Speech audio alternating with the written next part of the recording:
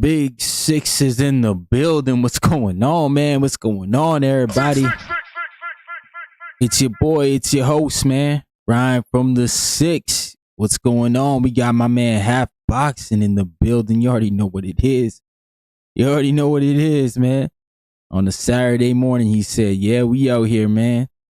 We got my man Crane Express. What's going on, brother? Sound the horns for y'all tuning in.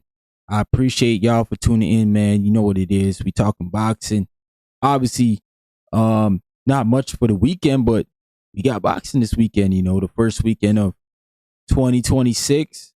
So I figured we at least talk about it, and we can always open up the panel and talk about anything else you guys want to talk about, man. You know, I'm good like that, you know.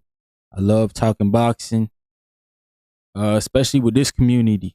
Y'all really push me, man, because we get different conversations, we get different opinions, and I like to hear it all, man, from the people. So I appreciate y'all for tuning in. Make sure you smash that like button when you come in, and yeah, let a friend know, man. We out here, Boxing Talk Up North. My name is Ryan from the Six. You know what I'm saying? And we doing big things over here, man. We're trying to have a good 2026. Trying to level up, trying to do some things new. And yeah, this is one of them, man. We on Discord now. If you want to call in, the Discord link is going to be pinned to the chat very soon. I'm just going to go ahead and run through the topics, and shoot, if you a member, man, I gotta send out the picks before it become before the fight start, bro. You know what I'm saying? I think the prelims start at 8:00, so you know, this is going to be an early card. But shout out to PR, man. PR getting a lot of fights, you know, to start the year, because they got the Xander fight at the end of the month. That fight going to be good. Xander and Abbas. You know, that's a unification. So shout out to Puerto Rico, man. I hope all the Puerto Rican fans are out there supporting Xander. And I hope they show up for Sabril Matisse, because right now it's looking kind of shaky, man. I'm not going to lie. But we're going to start off talking about, you know, the queen of Puerto Rico, man, Amanda Serrano. She's going against Reina Tellez. Obviously, this is kind of like a last minute fight, I think, because there's supposed to be Erica Cruz who's supposed to fight Amanda in a rematch. But she popped dirty, Erica Cruz. But then she put a statement out saying that her B sample was clean. So she was kind of like questioning why Amanda didn't go through with the fight. But it sounded like once they got the A sample was dirty, they just went ahead and pivoted to another opponent. And I think that's just because you want to make sure, man, you get in the ring, especially in front of your people. And I wasn't mad at that, bro. I wasn't mad at that shift over. You just never know with people, man. But we got Amanda back in the ring. I mean, what do you guys think she's gonna bring to the table? You know, I think I'm not sure if this is a 3-minute round fight, but that's what she's been on trying to do. You know, obviously Katie Taylor didn't fall into that trap, and Katie Taylor made her do the 2 minutes. So I don't know if this fight gonna be 3-minute rounds, you know. We'll see though, and I don't really got no judgment against it. If the women want to do that, I'm all for it. You know, they if they able to go 3-minute rounds, then why not, man? You know, obviously it's gonna hurt if they don't get the knockouts, but I think it's a good adjustment for them to go ahead and do it. But hey, that's neither here or there, like my man Treese would say. But yeah, it's for the WBO and the WBA featherweight titles. And let me take a quick look at the belt, man, see if it says 3-minute rounds, because I think it would say, man. Oh no, they 10 minutes. Oh, sorry, 10 rounds. 10 rounder. So it's probably 2-minute rounds then. Because I know Amanda was trying to do 12 threes. But anyways, we'll see how that rocks out, man. We'll see how that rocks out. I wonder who's gonna really come out and be the one, right? Because it's gonna be a good fight. Amanda, she's been trying to get a fight done in PR. It's been a while since she's been back, so it's good to see her back. One, and two, it's good to see that, because last time she didn't make it to the event, and Jake Paul had to take over, be the headline. But it looks like now she gonna make it to the event, which is good too, and she gets to perform in front of her people, which it seems like she's been trying to do, man. So I'm not mad at it.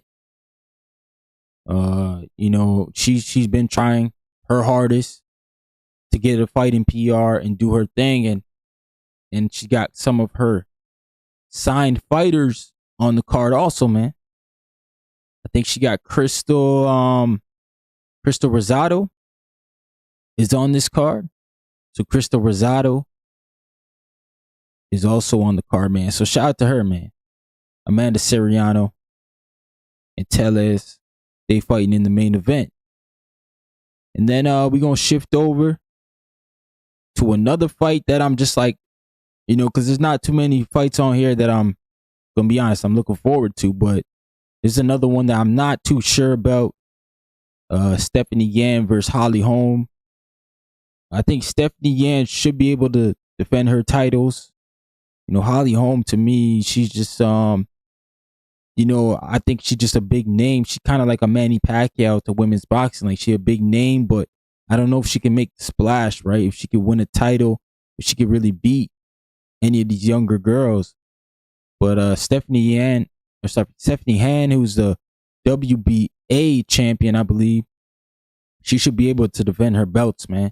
And shout out to my man Yancy in the building. What's going on, Yancy? Bro, I see you took that fight with Oreo. Is it Oreo? Whatever that dude name is that be sending in that crazy that work, bro. So I mean, shout out to you, bro.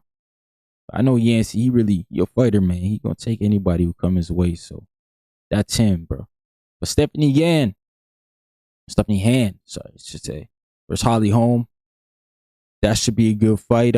Stephanie Han is definitely building her profile. I know she just recently signed to MVP, or recently had a fight with MVP. And shout out to freaking MVP, man. They taking women's boxing to a new height. I don't know if it's ever been this hot ever, man, in the history of boxing. Because I never really followed women's boxing that much to start with. But, MVP, they ain't giving us no choice, man. We got to respect these women. And we got to watch them.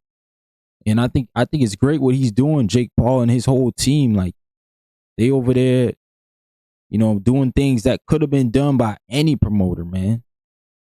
Bob Arum could have done this. The other guys could have done this. But, they took this mantle up. They really went ahead and made women's boxing extremely hot. I mean, shout out to them, bro. They got that thing on Netflix. We don't know too many people on Netflix to start with. But the women over there, they on Netflix, right? So I think for me, it's just like, it's great to see. But, yeah, man, you know what it is. My man Yancy says, salute. Yes, sir. I'm going to stop him. We going to stop Oreo, yo. It's the goal, yo. Training camp starts in 2 weeks for me. I get my stitches out in a week. Oh, dang. Oh, yeah, you had that hernia, bro. Yeah, bro. Take it easy. You don't want to re-aggravate that.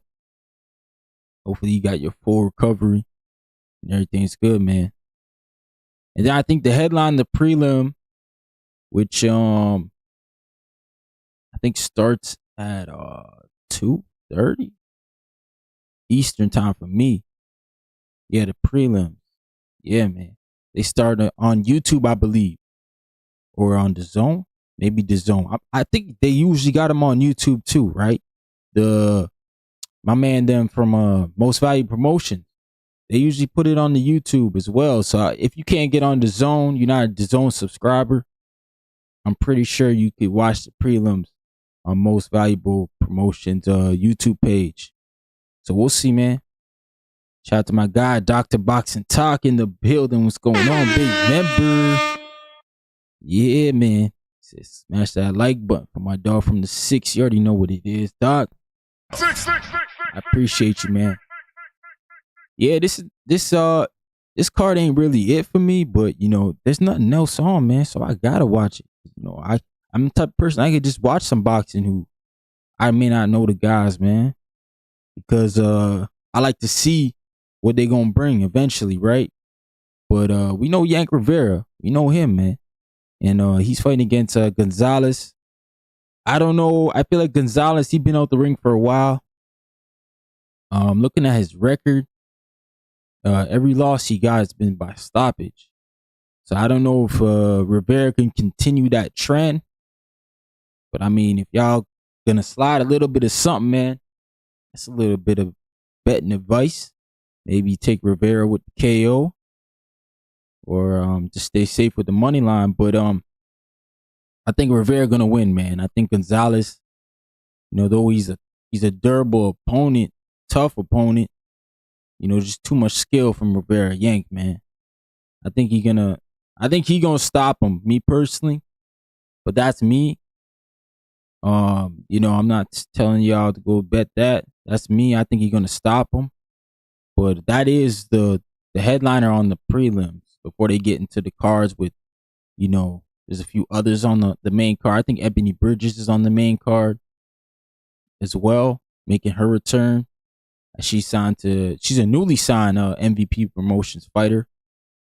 So we'll get to see what she can do there. I still think there's lots of work for her in her division. So yeah, man, this fight's on the women's side for sure. But I mean, the problem with the women's side is like there's not a lot of depth, right? So a lot of these women got to move up and down through the weight class just to get some of these fights that are huge. That's what it's been, right? Just depth. There just hasn't been enough females at the end of the day. But I think a lot of that's going to change, man. You know, with these girls doing what they doing and going down the line and basically signing up to fight these fights, eventually we're going to see another generation of women who look up to these women, you know, who are going to take the mantle and really explode with the sport. But it's a good time for us right now because we're watching the beginning. And shout out to MVP because they building something special. Because all the women gonna want to sign with them eventually. They're gonna have the market in terms of that. You know, they might be able to monopolize that side of boxing, bro, which will be nuts. But it's just because these promoters yo, man, they all the same, bro. They literally don't change until the end. They don't, bro. Like look at where we are with the network. Like how long have we seen the other sports adapt to streaming and start to talk about, you know, ad advertisement deals?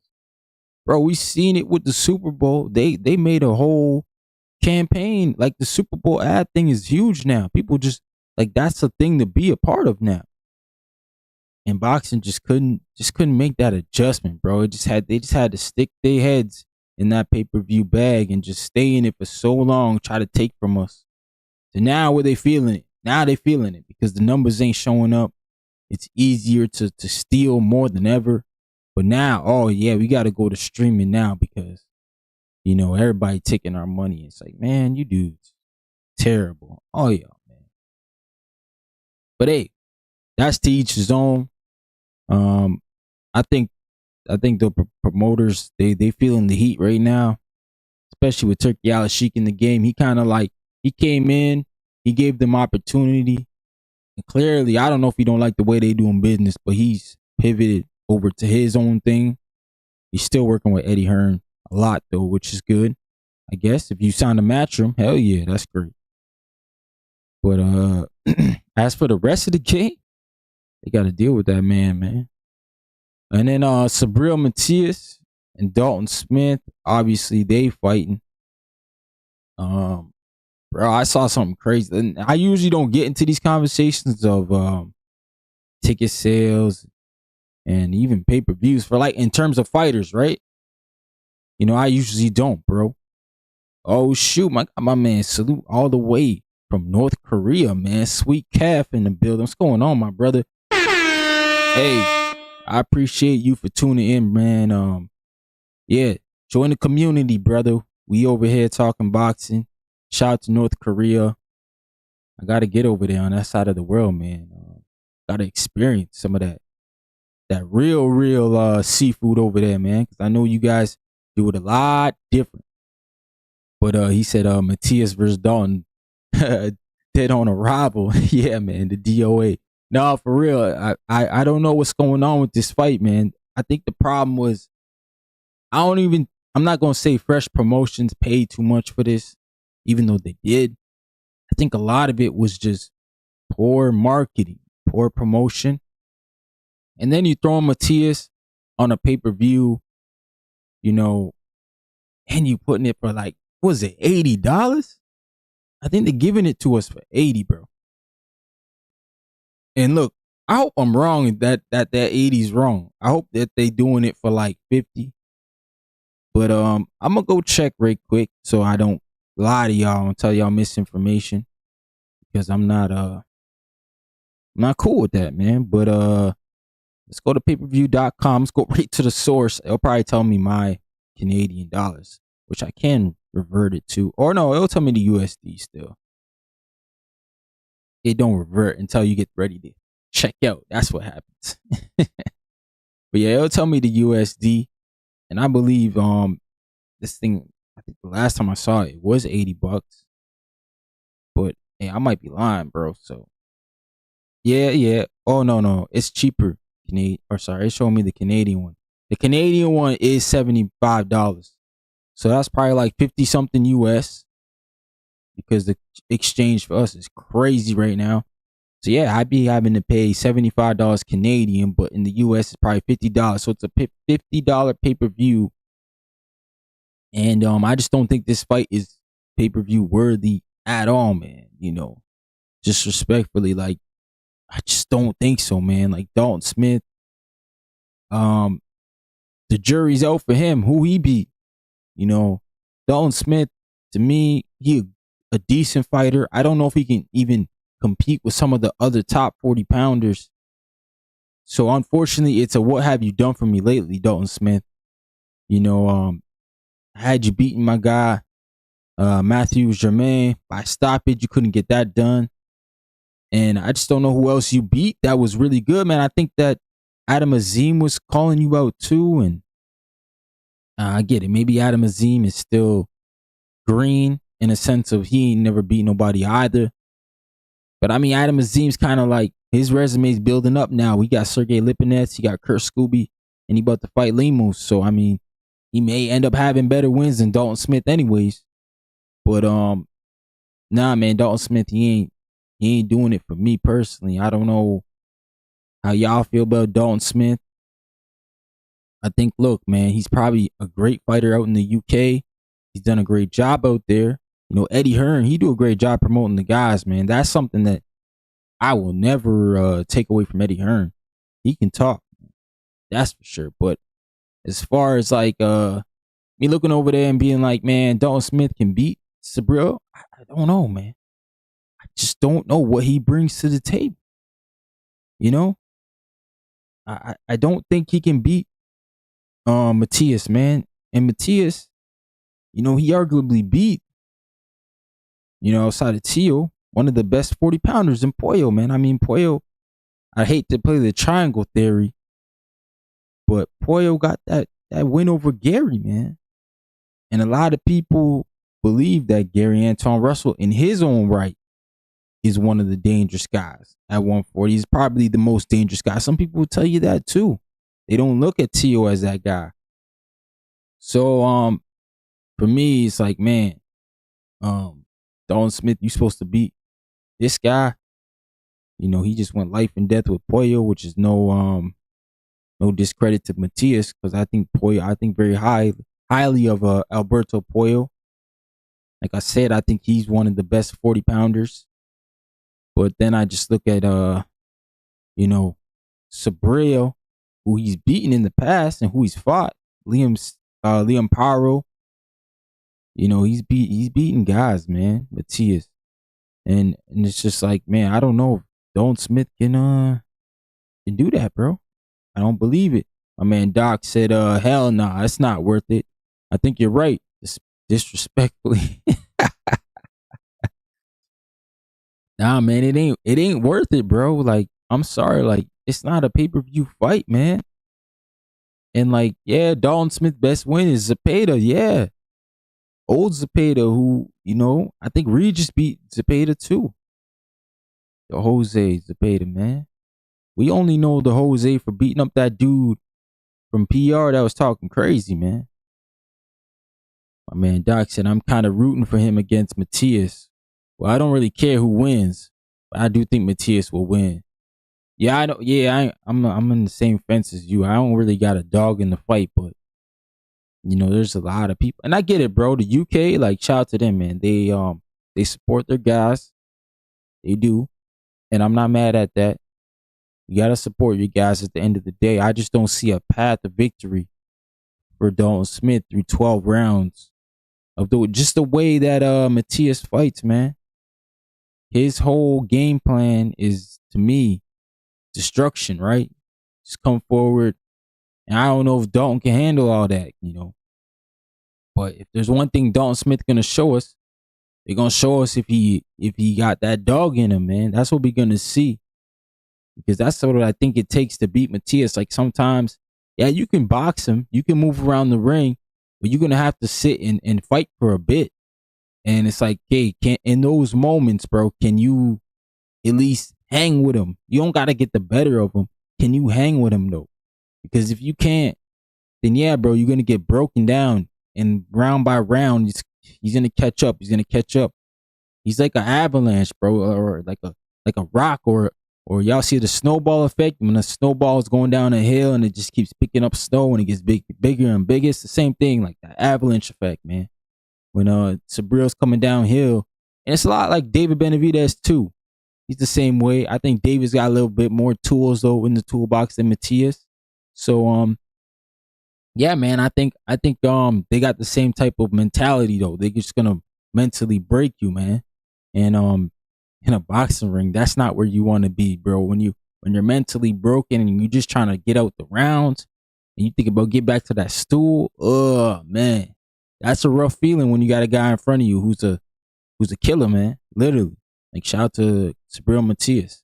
My man Dwayne Styles in the building. What's going on? Salute. He said, I ran 8K at the beach at 6 a.m. Oh, damn. You ain't playing, Dwayne. Said, hit that like button for my guy, Ryan. Yeah, man. Salute to Dwayne Styles, man. Yeah. He said, the drink. Yeah, on the radar, bro. Off the rip. Yeah, man. That's one of my favorite songs, man. Shout out to Drake introducing Central C to the world. That was a great time, bro. That was a good beat too. My man Sweet Calf, he said, is Dalton the mandatory? I remember Turkey doing the face off and then lost the purse to Fresh Promotions. Yeah, I think Dalton Smith is the mandatory. I do believe he is the mandatory. I think Alberto Puello, I don't know if it got called before. I don't know if Dalton Smith took step aside money. I'd have to go back and take a look at the timeline. But I do think Alberto Puello was supposed to fight him. And then obviously Turkey came in, and shout out to Alberto Puello because we got to think about his gauntlet that he was almost accomplished, bro. Like, he beat Gary Anton Russell. And then, oh no, his mandatory was Sandor Martin. Because he fought Sandor Martin. Oh, man. Because remember, Sandor was going to fight Devin Haney. And then Devin Haney vacated the 140 belt. And then I think that's what Gary and Puello fought for the 140 belt, 140 WBC belt. Puello won. And then Puello fought the mandatory, and Sandor Martin, who had been sitting out for a long time waiting for Devin Haney to fight. He beats his mandatory. And then Sabril and him fight. So that's his first voluntary. So I don't think Dalton Smith is a mandatory, to be honest. If I'm just going off the way WBC has written their rules that you have to fight 2 eliminators, you know what I'm saying? Even though Conor Benay fight 1 eliminator. Ryan Garcia didn't fight 1 eliminator, but they getting title shots. The WBC, they move a little bit weird, man. They say one thing to somebody and then turn around and do the other. So it may have been mandated, but just no, Dalton Smith, to me, I don't know if he's fought 2 eliminators. Let me go take a look at his record. I don't know if they say eliminator on them. I don't think they do. So I don't even know if looking at BoxRec would help me with that conversation. But just in timeline sense, now that I'm saying it out loud, and who Pollo won the belt from, I don't think Dalton Smith was a mandatory. But I can be wrong because these sanctioning bodies just make up rules as they go. So they call mandatories when they feel like they need to, man. Because, you know, Dimitri Bivol, that man held his WBC title for like, what, a week? You know, at least would have been nice if they would have called that before the Bivol and Better BF rematch, but they didn't. They waited till that fight was done, and then they called it, and then they just gifted Benavidez the belt because, you know, Bivol was supposed to get into negotiations. Can you imagine, bro? Bivol fighting Better BF in what, October or September, and then fights Better BF again in a rematch in February, and then has to go in a mandatory with Benavidez. Bro, if Bivol would have did all that and would have came out on the good side, oh my goodness, bro. But you know, the people wouldn't even be respecting that. They would still be saying nobody knows Bivol, even though he would have did like one of the craziest gauntlets, bro. Better BF, who's 100% KO, survived him twice, and then beat a Benavidez possibly. Bro, that would have been some historic, at least in my eyes, I would have respected, because I look at Bivol already like he's done some gangster shit and beating Canelo, who was undisputed at the time. He beat the undisputed. And then, you know, he lost to Better BF, but he's the only one who went the full rounds with him. So I respect Bivol for that. But then to turn around, get that rematch and win. Now he beat two undisputeds in his career. And then obviously he beat Zurdo Ramirez back when Zurdo was at light. And then look what Zurdo's at now. Zurdo's a unified cruiserweight champion, bro. So, I mean, Bivol just done those three wins alone are like great wins, man. And to think this dude still got so much career left, so much to do, I'm excited to see what Bivol gonna look like when he come back, man. That's for sure. But yeah, sorry, that was my little rant about Bivol, man. I think he's not respected enough, bro. That's all. He said that bait makes me feel nostalgic. Yeah, man, that beat's tough, bro. It do got that old school, you know, sample, you know what I'm talking about, vibe to it for sure, bro. My man Sweet Cap, all the way from North Korea, man. We gotta, shout out to you, bro. Number one fan in the chat, man. I appreciate you showing love, brother. He said Turkey forced that on Matias and lost the first bid. Nasty. Nah, for real, man. I didn't understand that either, man. I didn't get that. Why he had to jump in the ring. Couldn't even let my man Sabrios, thank God, bro. Thank his mom, thank his camp, nothing. Just came in the ring with Dalton. Just like so giddy to get that fight, man. I didn't understand that. And Dalton Smith, not like he like this superstar fighter to where we all gonna be like, oh shit, we can't wait for that fight. You know, I feel like that shit could have waited, man. My man Z Pacino in the building. What's going on, brother? Z Pacino. Salute, brother. Salute. What Dwayne said. Oh, it was October 2024. And then, yeah, they fought early, February on the last crescendo in 2025. Yeah, man. And then literally after that, we probably would have saw a Bivol fight in the later half of the year against Benavidez of this year. If he went the mandate route, right? Said November was 22 was a Zurdo. Yeah, man. Yep, that was the Zurdo fight. When he Styles, man, he like him Canelo, man. Canelo Alvarez is the face of boxing. He's still the money man, bro. See, he just got surgery, bro. He just got surgery. But yeah, man, that's my whole little spiel on that. You know, we do got boxing today. We got Amanda Serrano versus Reina Tellez. The unified world featherweight belts on the line, the WBA and WBO. And shout out to Amanda. I don't know why she's been holding them belts for so long, though. She hasn't been fighting at the weight. I'm just like realizing that. And then the prelims, man. The prelims start at 2:30 Eastern or 3 p.m. What's that? 3 p.m. What's that? 3:30. What's that? I don't know what time that is. AST. But 2:30 for me. We got my man Yankiel Rivera versus Gonzalez in the main event of the prelims. And we got some guys in there, man. Chop Chop, I see there. And we got some other MVP people. They're gonna pull up, man. And my man Tree say we with the people. Because we come on with people. Man, y'all kill me, yo, when y'all put that up, bro. But yeah, man, if you want to call in, the Discord link is in the chat. You can join the Discord conversation. Let me check over there quick, man. Make sure nobody requested. And again, man, we can just talk boxing. I am excited, man. I got another show topic I'm gonna do probably Wednesday night. Fights I want to see in 2026, and super early predictions for fighter of the year, breakout fighters of the year, guys who I think will have good years, and guys who women who also have breakout years as well. And prospects who will surprise us. And there's another one. Possible losers of the year. Guys who I think may have a bad year. So we'll do that show. Get you guys' opinion on it as well. See how you guys feel about that, man. Because 2025 was, like I say to most people, I don't think we got our wish list of all the fights we wanted as a community, but I think we got good fights. I think we had really good cards. I think it was still good, man. I still think the sport did very well, from top to bottom. Yeah, I think August was probably our deadest month. The August month was really dead. But outside of that, man, I feel like every month we had something good. In January we had David Morrell and Benavidez.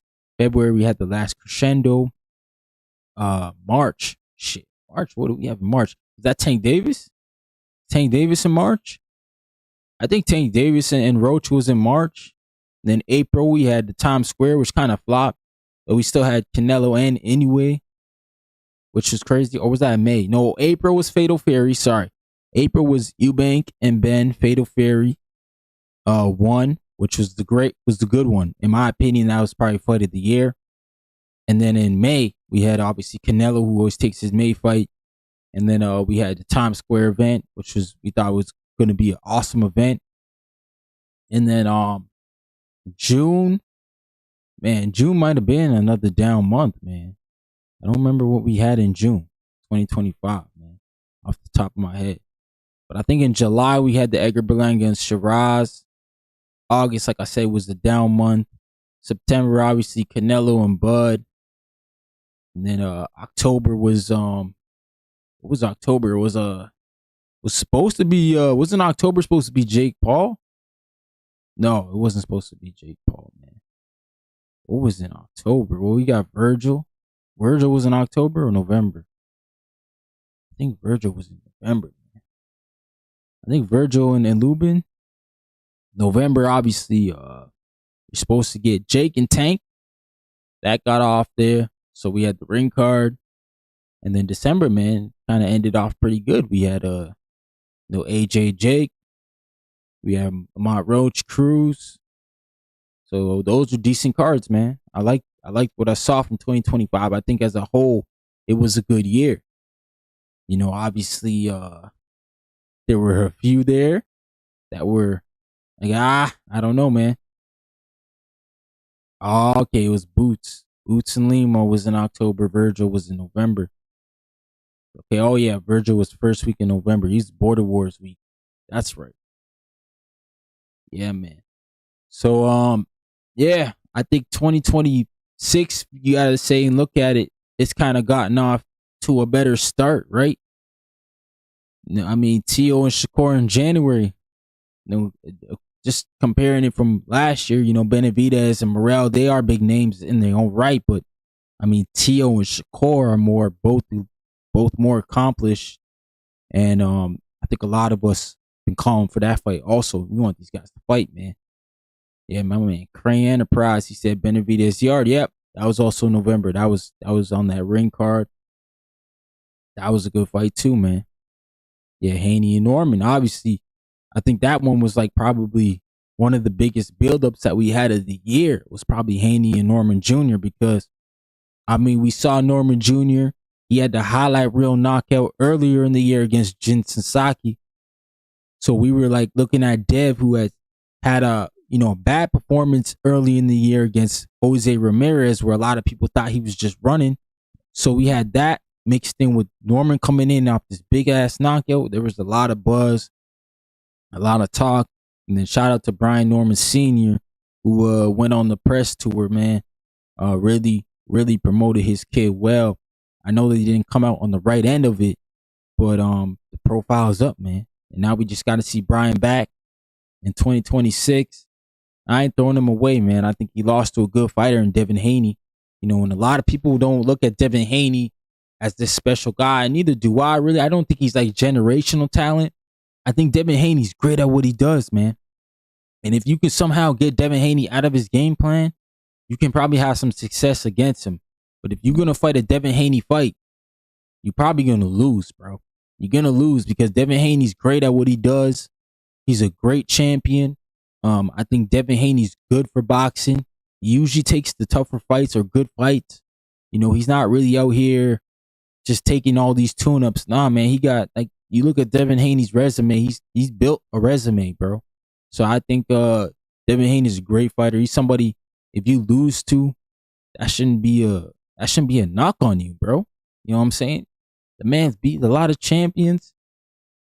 Yeah, he got great matchmaking, man, but we all can't act like we weren't saying Brian Norman Jr. was the best welterweight. We were dubbing him as that, man. And whether you think the welterweight division's weak or not, Devin Haney beat the best welterweight at the end of the day. Like, that's just what it is. We'll have to see what he does now, sitting at welterweight. I think it's going to get tough because, Rolly Romero, he's got to fight his mandatory. Barrios is scheduled to fight Ryan Garcia. And, whether Ryan wins or loses, we don't know what Barrios going to do. We don't even know if Ryan Garcia going to run right to a Devin Haney fight. Him and Conor Benn might fight. So, I mean, there's just a lot of unknowns at that welterweight division. Lewis Crocker, it looks like Eddie Hearn's blocking that fight, saying he's not going to pay Devin Haney the money. I get it. I don't think Turki Al-Sheikh's going to take that fight and put it on a Riyadh season or a ring card. I think Turki Al-Sheikh's into bigger fights, So, I'm not going to lie, man. I don't think that fight will happen unless it happens where Devin Haney takes a pay cut or goes ahead, and I hope doesn't make that fight a pay-per-view because Lewis Crocker versus Devin Haney is another fight that's not a pay-per-view fight.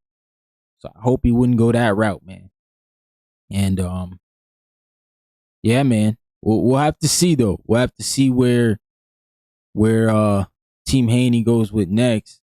Maybe they got to pull somebody up, from 40. Maybe Tio comes up. Would you like to see Tio off a loss versus Haney? I don't know, man. I think that would hurt the fight. Oh, man, Crane Enterprise, he says, I can't lie, man. He shocked me with that Norman win.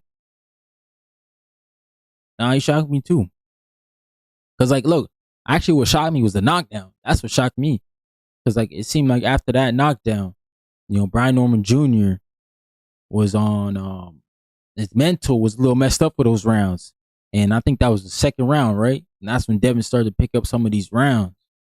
And I think that 10-8 really hurt him, man. Really hurt him mentally. Because now, you've been told the whole press tour, the whole build up that this guy can't hurt you. And, he puts you down, man. So it that's got to mess you up, bro. My man Tech in the building. Technique 539. What's going on, brother? Appreciate you for dropping in. Or sister. I don't know if you brother or sister. But salute to the 7% up there. Actually, I got 9% women on mine. I just checked the other day. It said 9%. So salute to all the ladies, bro. Y'all be tuning in. Man, I got to make time. I got to make room for my UK people. I want to do it when there's a UK heavy fight. because I got my man Rico from the UK, Rico Boxing, and Lady Chan. Shout out to Lady Chan. She got her show, Chan Boxing.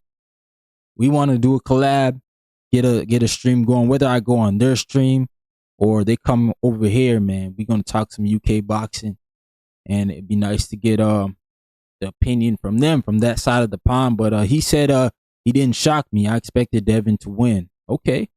No, there were a lot of people that were expecting Devin Haney to win, and I think that's why that fight built up so good, because it wasn't so one-sided. It was 50-50 almost the whole way through, but you heard a lot of like the chatter for the people that Devin Haney will win is, okay, Devin Haney gonna outbox him, right? Because Norman Jr. just never been in the ring with a guy like Devin Haney, which is facts.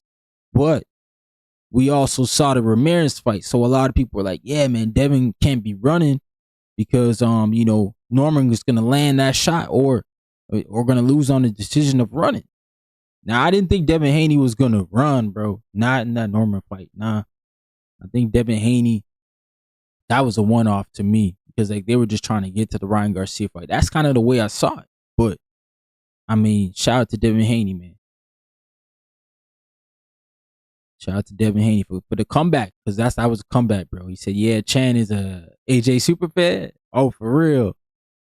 Okay. Yeah, I see she got some pictures of AJ. But shout out to her, man. I mean, AJ, he put UK boxing on, right? He elevated Matchroom to a whole different stratosphere. Alone, AJ, man. That era, Anthony Joshua, it changed Matchroom. My man, Crane Enterprises said it wasn't that Devin won, it's how he won. No, that's a fact. And some people think he did the jab and grab. But I think there was experience in that fight too. Like, I think like there's shots or times where like Norman allowed Devin to grab him almost.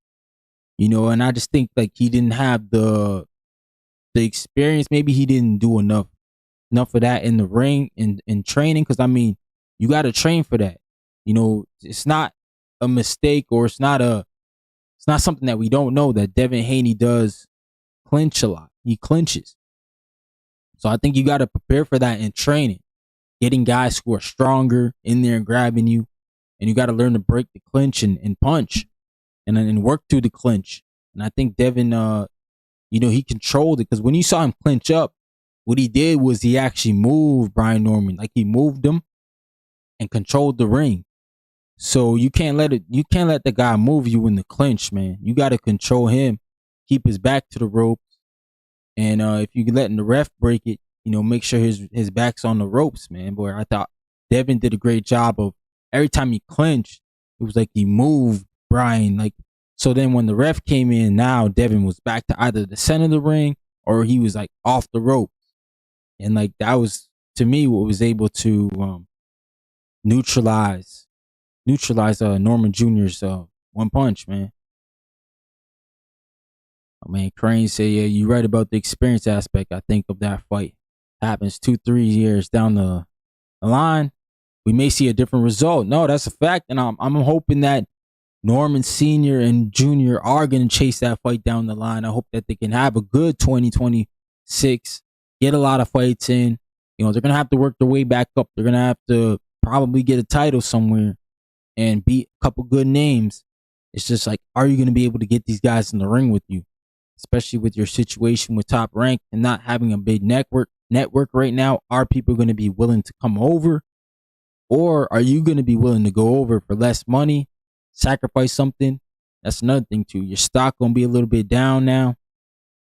It's going to be a rough year for Normans, but I think they could do it, man. I think they can make the comeback trail.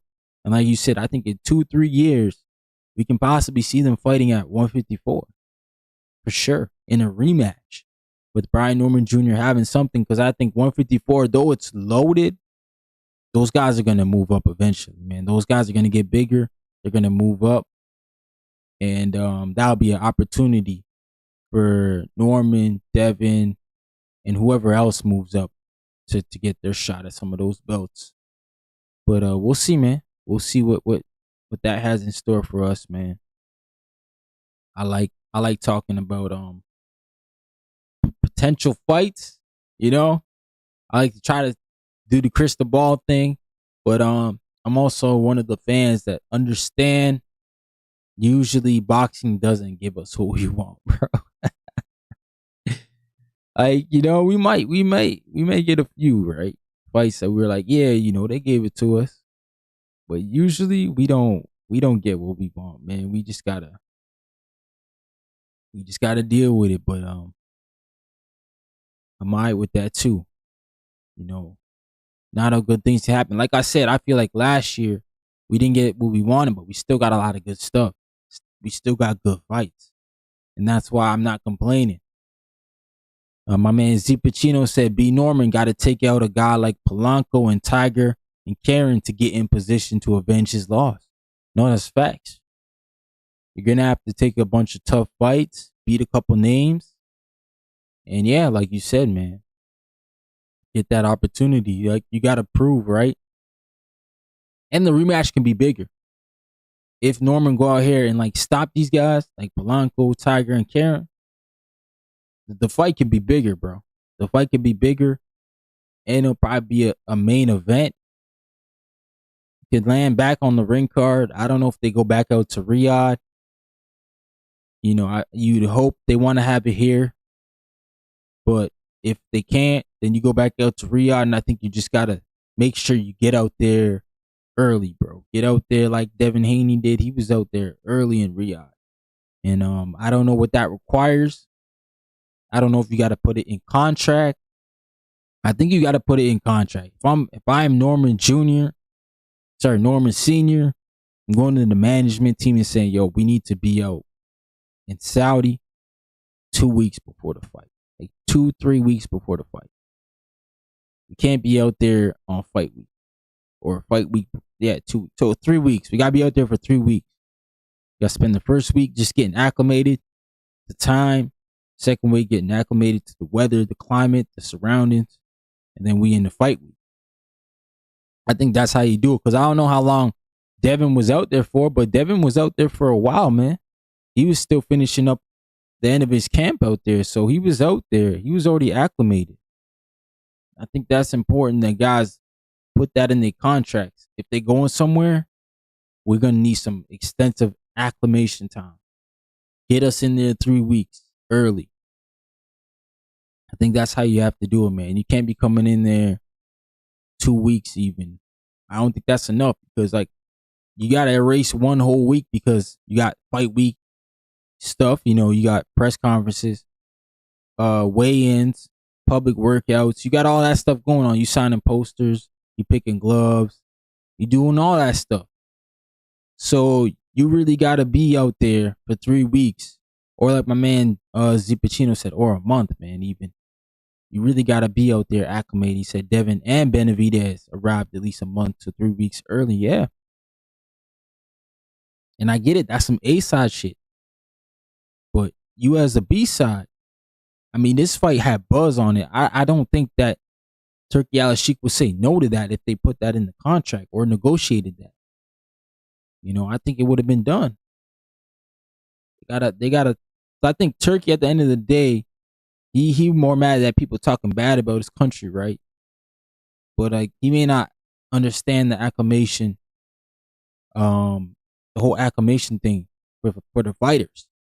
So I think if they really make it a thing by putting it in the contract, by making it like, yo, it's a serious thing for us. We have to be out there in this time. I think when guys bring it up to him, he'll actually might even say to them, do you want more time to be out here? And I don't know why he wouldn't, because now they're in his country. They're seeing his country. They're seeing all these great things that people talk about more. They can go back to America with a more broader story, man, because they had spent more time out there. So yeah, Z Pacino said, got to get adjusted to time zone, balance out the sleeping routine, food, and handle business to make the fight. Yeah, man. That's exactly what it is, bro. That acclimation is serious. Shout out to my guy Champ Ross in the building. What's up, fellas? What's going on, man? Just talking boxing. Open panel right now. any topic. I just finished the topics talking about today's fights. I'm not like crazy excited about them, but I'm gonna watch them because it's boxing. I got the zone. You know, I got nothing else to do today but do laundry, clean up. That's it. And yeah, I'm about to be off out of here in like half an hour because I gotta get my kids some lunch. Shout out to my son because he'll probably come downstairs and watch the prelims with me, and then he'll run off to play his game with something else. He won't sit up very long, but you know how it is, man. When you're a kid, your attention span, you're not sitting down for the whole fight, bro. But yeah, man. We're just talking a little bit about Norman and Devin Haney, and think how Norman can get back to that rematch, Norman Jr. I also want to get like, what do you guys think about this Virgil and Boots thing, man? Do they have to fight each other next, or is there a fight out there that they can give us where we can be like, all right, that's a good fight. We still want to see you fight, but at least you in a dangerous fight. Like, is there names out there that they can go and fight where we forgive them for not fighting each other? Because I think for Boots, to be honest, he got probably the more options because he the mandatory for the WBA, so he can kind of sit back and watch Xander and the Boss do their thing. He can possibly get the winner if he goes ahead and shout out to my guy Mene in the business. Mene like Jones. What up, man? He said, shout out to you, Playboy. Keep it going, man. I appreciate y'all. Make sure you smash that like button when you come in. But yeah, I think Boots has options. The way these reports coming in from the zone, I don't know how many options like Virgil Ortiz have. But I do know one thing. The zone wants Virgil Ortiz in a tough fight. They don't want him in these easy fights. They want Oscar to put on these tougher fights. They are vocal, and they should be vocal. And shout out to the networks. They just need more people who are involved. The network almost need a matchmaker, bro. That's what they need to go hire, like somebody who used to be a matchmaker, and they just need to hire them to let them know, hey, is this a good fight to broadcast to our audience? Is this something we should make them pay for? Because for a long time, man, them promoters were going ahead and robbing us. You know what I'm saying? But yeah, man, who do you guys think? Because Virgil Ortiz, to me, not gonna get a Sebastian Fundora fight. It's gonna be hard to get Keith Thurman away from that PBC island. Might be possible though. I don't know the affiliation anymore. Callum Walsh is scheduled to fight, so it can't be him. Sergey Boychuk's gonna be fighting also on that TKO group card. Madrimov is fighting on the Andy Cruz. Okay, Virgil already fought Madrimov anyway, so we can't do that anyways. Charles Conwell, that's an in-house fight for Golden Boy. That can be something they can give us. They can give us that for free, bro. They should. Virgil and Charles Conwell. My man L Dub Boxing in the building. Salute L Dub, the plug, my guy, man. Yeah, L Dub, man. Who you think Virgil gonna fight if he don't fight Boots Ennis? If they can't get that thing done or across the line, who does Virgil fight? Because Virgil, I think me personally, I think Boots got better options. Because Boots can go, let's say Backroom wins. Boots can go there. I think Backroom, Boots would be good. Virgil and them, they said they don't want to do the Backroom fight because of the rehydration clause. Virgil Conwell, that's an in-house fight. Tim Zoo's at 160. I don't think he's campaigning at 54 anymore. Yeah, man, then you got to start really going down the list. Yankiel Tellez. I mean, he coming off a win, but I still don't think he a big name for Virgil. I think Virgil cleans him up. So yeah, outside the top, man, it's tough. Maybe we get Darnell Saint, man. He's only 13-0 though, so like they're not gonna say he's ready for Virgil. It's for me, Jerron Ennis got more options. That's the way I look at it. Because if Majimov wins, Jerron can fight Majimov, right? He can also fight. Oh, Brandon Adams, he in an eliminated, so we can't pull him out. He can also fight Josh Kelly or Backroom. You know, those are good fights for Boots. Oh, shout out to Cats, man. We haven't seen Cats fight in a while. I mean, that's a good name for Virgil, but people gonna be like, we don't know who Cats is. That's the issue, bro. People always gotta know who the guys are, man. L-Dub's got Virgil versus Conwell or Virgil versus Brandon Adams. Yeah, if they could pull Brandon Adams out of that, what is it, the IBF eliminator, and possibly like they did with Lubin, and pay him good, yeah, that'd be a good fight. Brandon Adams and Virgil, for sure. Nikita Zoo, yep, versus Michael Zafara. Or Zafara, yeah, that's next week. Okay. I know Leon Pyro and Patty Donovan, they fighting on that undercard. I want to see how that fight gonna turn out. You know, I thought Patty Donovan beat Lewis Crocker, but I ain't mad at it because he got put down a few times in that fight. Pacino said Blast at 160 now? What? Oh man. I guess so. He is a grown kid, man. He said Adams deserves a solid fight. Yeah. Maybe my man L Dub Boxing said maybe Virgil. Maybe Virgil is hoping one of the PBC OGs accept the fight. Jermell Charlo or Earl Spence. Yo, oh shoot, Jermell. I forgot Jermell, man. He's still a champ in recess, isn't he? L Dub at WBA. I'm not sure how they working with that, but oh man, Patty pulled out. Oh damn. I wonder who they got in then. But damn, Jermell would be a good fight, man. Jermell and Virgil, that's good, man, because they got the Texas influence. Like Jermell coming with Houston, you know, Virgil's from Texas, coming with Austin. Is he from Austin, Texas? So they could do that in Texas for sure, man. But they're gonna have to pay Jermell to come over there, or unless PBC hosts it and Virgil goes over there. They said, yeah, Patty pulled out, got sick. Damn. I was looking forward to that. Liam Pyro and Patty Donovan. I think they got good styles that match each other, so it would have been a good fight. But damn. All right. Is what it is, then. You can't get too mad about that. Man got sick, man. You know.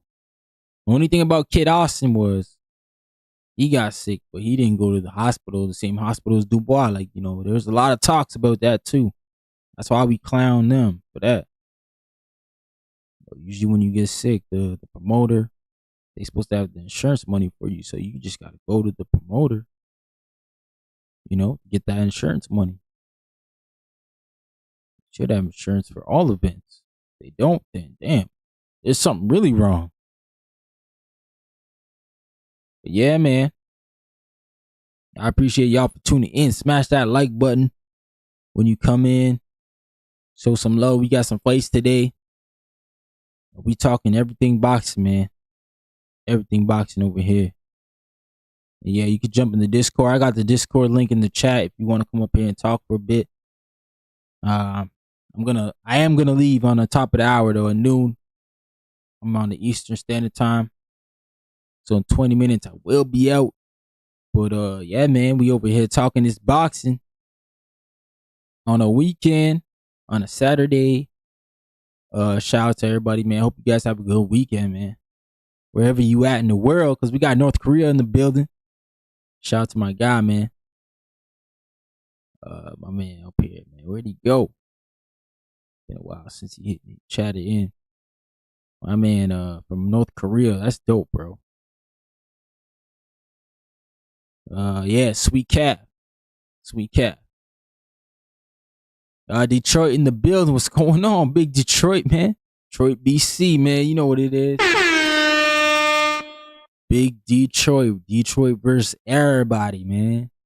Yeah, man. I think the other thing that I'm gonna wonder is like, are you guys mad at Usyk for fighting Wilder, man? I'm happy for Wilder. He gonna get a shot at, unified belts and another big payday. I don't got him beating Usyk, but Wilder to me is kind of over the hill. He's done, man. I think he did. I think his best work was with Mark Breland, man. I think Mark Breland had him locked in to what he could do best, taught him that 1-2, and Wilder perfected it, right? And went 10 title defenses, knocking people out. Made really the American heavyweight boxing scene alive again, because it was like, bro, you was just waiting for the knockout. It was good because he was actually doing it. But then when he got with Malik Scott, I think Wilder tried to focus on too many things that he wasn't good at, and focused on those a little too much. Hey, but if he does, then what, right? Yo, if he does, then if he beats Usyk, then obviously I think if you AJ, you may have to really look at that AJ and Wilder fight in a whole different light. And you may have to even look at Tyson Fury and say, bro, you may have to wait, because you already been making me wait for this fight. Now you got to wait, because I'm going to go over to the America, because AJ's name's hot in America right now, with the women especially. I'm going to go over to America and fight the unified champion in Deontay Wilder in Las Vegas, Nevada. I think that's, if Wilder's to win, AJ and Wilder fight is now rebirthed with the whole new light, bro. And I think a lot of us would be like excited to see that. Unified championship. I know they both losses. They both had losses and stuff like that. But, they still heavyweights, man. They still big names in the game. I think they can still do some things. But AJ obviously has a lot going on with his personal.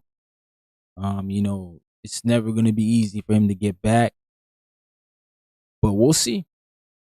We'll see. Maybe Wilder can, hand grace to AJ and say, I'll wait for you to get back, get ready.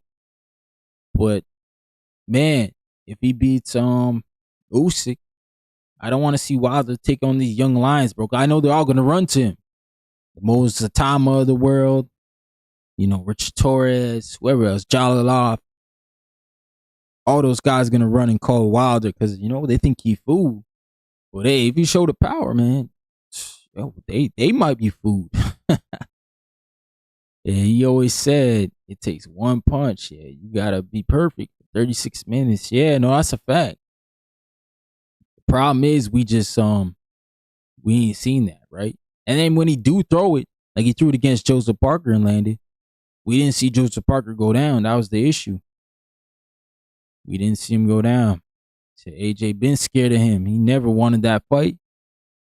I don't know, man. I think AJ just wanted it always with the zone, and I think it was the network thing, to be honest.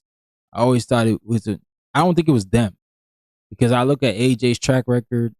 He fought everybody else. So aside from Tyson Fury, which it looks like he was scheduled to fight, I don't know if that fight still happens in September. I think September or August they were looking at it. I think AJ's gonna need some time, man. But I hope AJ could channel this energy, from the death of his friends and his coach into boxing. I hope he can do that. Get in the gym and really use it as motivation to go ahead and either fight Tyson Fury and beat him, or fight Wilder or whoever he fights next, to put that energy and beat those guys up. Because yeah, man, watching your best friends pass or be in that situation, I'm sure is never good for anybody's mental. So we wish everybody involved, all the families involved, condolences and that they all heal. But we know AJ's gonna need some time after that. But for Wilder, yeah, he can go out here and make a splash, man. Or if Usyk wins, I don't think a lot of us are gonna be like, oh wow, like, surprised. But Usyk would have cleared out a generation of heavyweights, which I think is the only reason why he even said Wilder is because he's just not leaving any pieces on the board for y'all. He's knocking them all off. So you guys can't say the what if he fought this guy. Nah, we just gonna fight him and just get it over with. So there is no discussion of what if. And that's smart, man. If I'm Usyk, I don't think Usyk. I think Usyk's kind of in the same position as Bud Crawford. He's done a lot, man. I know his cruiserweight run wasn't as great as we would have liked, but his heavyweight run has been really good, man. I mean, he beat AJ. He beat Chisora early. Chisora has been losing to everybody lately, though. He beat Dubois twice, AJ twice, Fury twice, man. And the Fury one's really what makes legacy for him because he's given up a lot of weight, size in that fight. Did it twice. And, a lot of people dub Fury as the best heavyweight before Usyk came.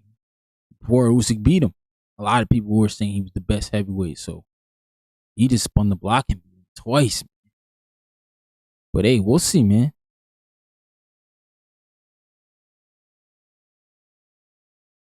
My man said Frank gotta let his dogs off the leash. Yeah, man, for real. Okoli, Caballero, Hergovich, Dubois, Rakapori need to fight each other.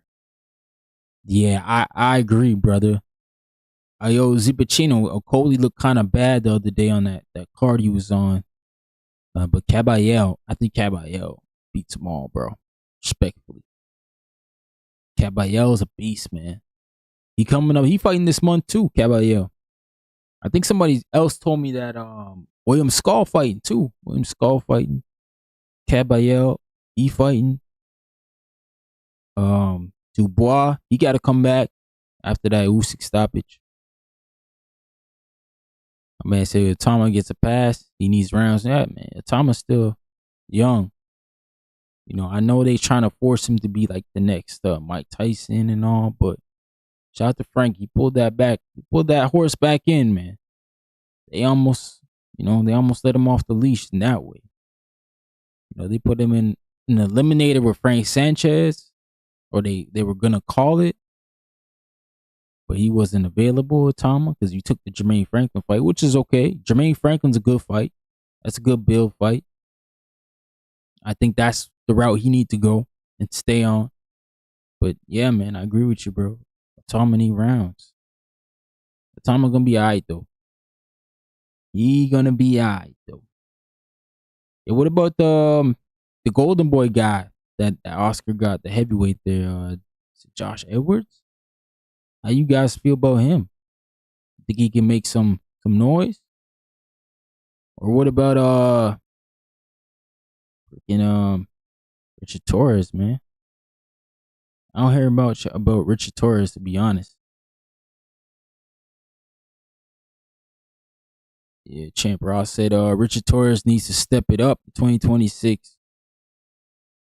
Yeah, Richard Torres is gonna fight ain't he gonna fight Frank Sanchez in that IBF eliminator?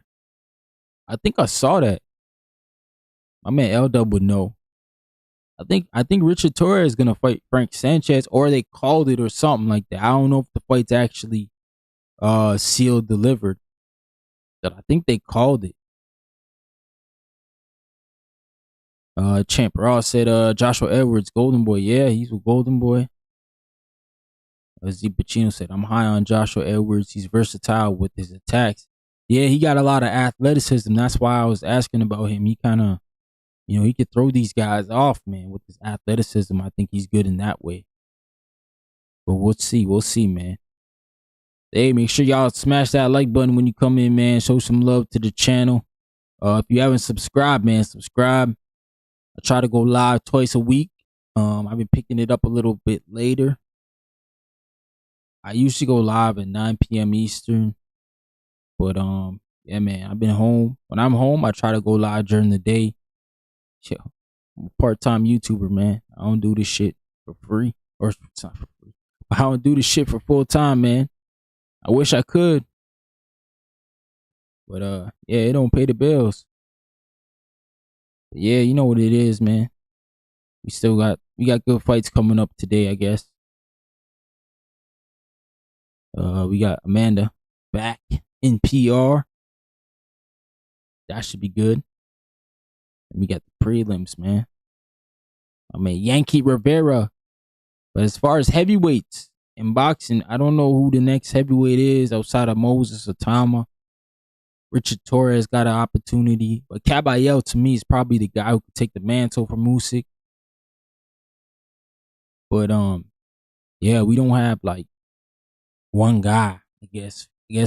Moses Atama is the consensus guy. A lot of people are extremely high on him. Me, I'm a type of person, man. You gotta show me. You gotta show me. I mean, beating Dillian White in one round at this stage in his career, it's not really like that's not really super impressive. I guess one round, yeah, it's always impressive, but Dillian White just ain't it in 2025, man. You know what I mean? He's not that guy. I don't think he possessed any danger to Moses Atama, to be real. But you know, we gotta respect these guys because they're getting people out of there. I do respect that. But yeah, man, I'm gonna go hang it up now. Make sure you smash that like button on the way out. We got boxing today, man. Make sure you guys tune in to the Zone, or I think the prelims are on Most Valuable Promotions YouTube page. They usually got the prelims there. My little unofficial pick, I guess, is Yankiel Rivera via stoppage. Gonzalez has lost his fights all by stoppage, so hopefully they can continue that routine, man. But yeah, smash the like button, sub to the channel. I'll be back Wednesday night, 9 p.m., man. I appreciate y'all. My man Z Pacino said Caballero, Atama, Tyrone Mamona, Joshua Edwards are my guys. I think can take over in the future. For real. Yeah, but I appreciate y'all. Peace.